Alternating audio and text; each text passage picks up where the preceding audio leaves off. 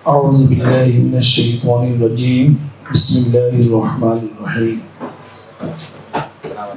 يا أيها الذين آمنوا هل أدلكم على تجارة تنجيكم من عذاب أليم تؤمنون بالله ورسوله وتجاهدون في سبيل الله بأموالكم وأنفسكم ذلكم خير لكم إن كنتم تعلمون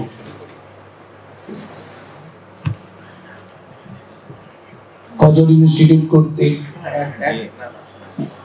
আজকের এই দেশ গর্ব কিভাবে আমরা এই শিরোনামে আজকের এই আলোচনা সভার সম্মানিত সভাপতি, উপস্থিত সম্মানিত অতিথিবৃন্দ, প্রিয় সুধীবৃন্দ, শিরোনামটি হচ্ছে যে আমরা দেশ গর্ব কিভাবে, এই বিষয়ে আমার মতামত, আমার চিন্তাধারা, এটাকে আমি আলোচনা করব। তো প্রথমে যদি আমি বলি যে এক কথায় যে দেশ গর্ব কিভাবে, তো সেটি হবে দেশ গর্ব খোলাফায়ে রাশিদিনের আদর্শে উদ্বুদ্ধ হয়ে এবং খেলাফতের আদলে আমরা আমাদের দেশ গর্ব।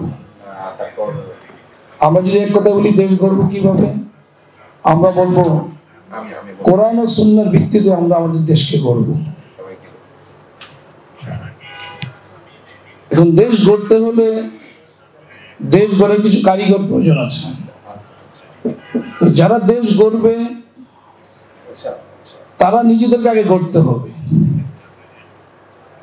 আমরা দেখেছি স্বাধীনতা পরবর্তী 50 বছর সবাই দেশ গড়েছে, সবাই দেশের উন্নয়ন করেছে, দেশের অগ্রগতির দিকে নিয়ে গিয়েছে, তাদের বক্তব্যে তারা বলছে। তা আমরা কি দেখলাম? আমরা দেখছি 50 বছরে আমরা শুধু পিছিয়েছি। 50 বছর আগে এখানে যে ধর্মীয় সংস্কৃতি ছিল, যেই শিক্ষা ব্যবস্থা ছিল, যে সমাজ ব্যবস্থা ছিল, যে রাষ্ট্র ব্যবস্থা ছিল, ক্রমান্বয়ে একটু একটু করে সকল দিকে এটি ক্ষতিগ্রস্ত হয়েছে। 50 বছর আগে আমরা আমাদের যদি এলাকার দিকে তাকাতাম, তো সেখানে মক্তবে দেশের ছেলে মেয়েদেরকে কোরআন শিখার যে পরিবেশ দেখতাম, 50 বছর পরে এসে আমরা দেখছি যে আমাদের সন্তানরা কোরআন থেকে বিমুখ হচ্ছে, কোরআনের শিক্ষা থেকে বঞ্চিত হচ্ছে।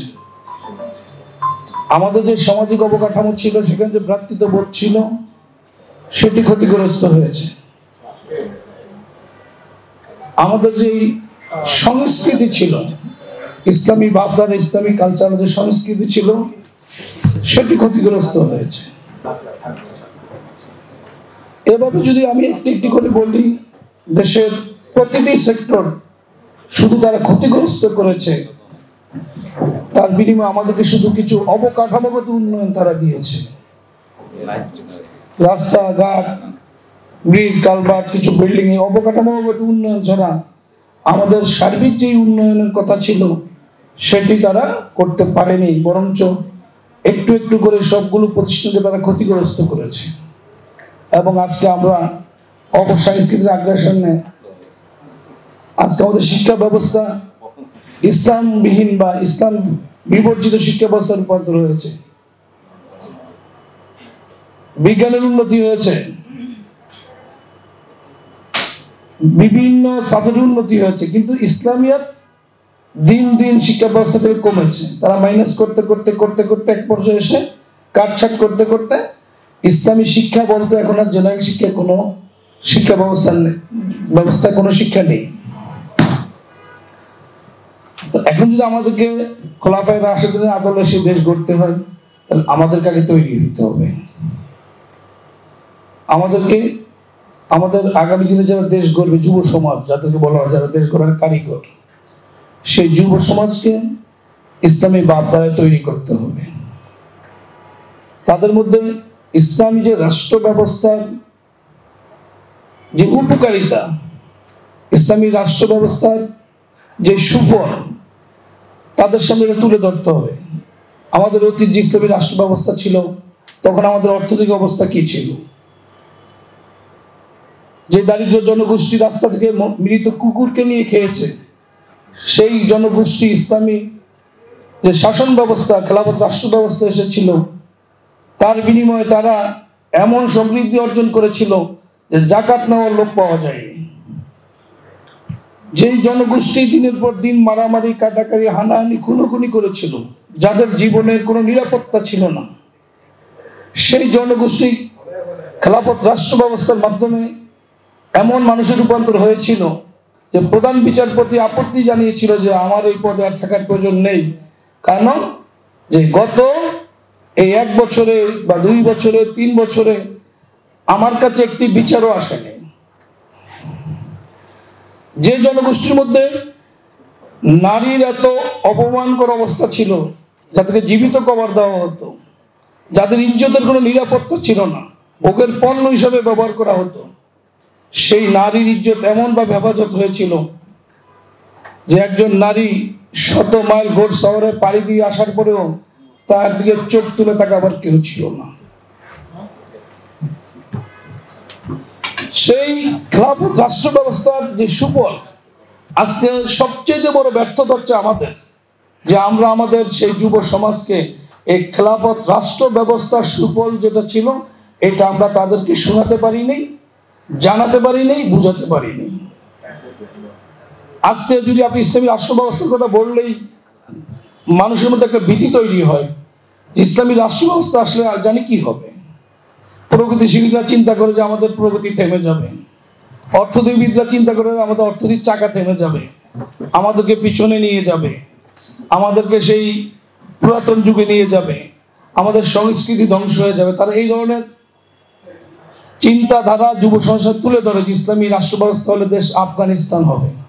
কিন্তু আলহামদুলিল্লাহ আজকে আমরা তাদের সামনে উদাহরণ তুলে ধরতে পারি যে একটি যুদ্ধ বিধ্বস্ত দেশ, যাদের কোনো বৈদেশিক সাহায্য নাই, যাদের কোনো বৈদেশিক কূটনৈতিক অবস্থা নাই, যাদেরকে কেউ স্বীকৃতিও দেয়নি, কোনো সহযোগিতাই করেনি, শুধু খেলাফত রাষ্ট্র ব্যবস্থা প্রতিষ্ঠিত হওয়ার কারণেই তারা তাদের এই ভঙ্গুর অর্থনীতিকে আজকে বিশ্বের দরবারে একটি ভালো অবস্থানে নিয়ে যেতে পেরেছেন এবং টপ 5 মুদ্রার মধ্যে তাদের মুদ্রাকে তারা নিয়ে আসতে পেরেছেন, যেটা বাংলাদেশের 50 বছরের এই প্রগতিশীলরা এই উন্নয়নশীল উন্নতির মাধ্যমে আজ পর্যন্ত আনতে পারেনি। আমরা কিন্তু আজকে উদাহরণ তাদের সাথে তুলে ধরতে পারি যে দেখো, অতীতে তো ছিল 1450 বছর আগের কথা, তো সেটা আমাদের ছিলই, কিন্তু বর্তমান ব্যবস্থা তোমরা দেখো যে একটি এক আফগানিস্তান, আমি তো যে কোনো জায়গায় আলোচনা করলে এখন এই উদাহরণ হিসেবে তুলে ধরি তাদের সামনে যে ইসলামী রাষ্ট্র ব্যবস্থা হলে কি সুফল আসে। তোমরা এখন দেখো, এখন আর ট্রাকে চাঁদাবাজি হয় না, ওই দেশে পণ্যের দাম কমে গেছে, ওই দেশে কনস্ট্রাকশন চাঁদাবাজি হয় না, বিল্ডিং করার খরচ কমে গেছে, ওই দেশে দুর্নীতি হয় না, মানুষের হয়রানি কমে গেছে।